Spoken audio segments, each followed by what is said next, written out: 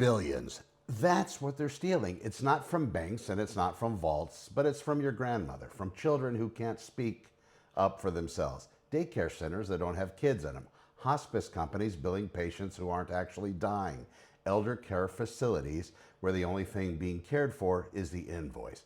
Minnesota, California, and those are just the ones we know about. Nick Shirley blew the lid off and now everybody's scrambling, and that's good. Go ahead and scramble. But here's what people don't understand. We don't need new laws. We don't need task forces. We don't need another congressional hearing where everybody looks concerned and nothing changes. We need prosecution, real prosecution.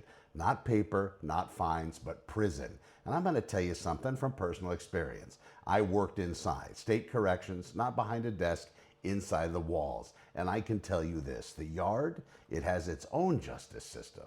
You walk in there for defrauding the elderly or hurting the elderly, for hurting kids, for defrauding kids, those men in there, those assholes in there, the ones doing real time, they all have a grandmother.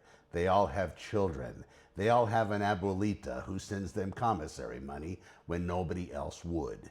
And they take it personally. So when I hear people panicking about accountability, I say this: you find them, you prosecute them, and you send them in. The rest, it's going to sort itself out. But here's what really bothers me. These schemes, they run for years, because nobody's watching the data.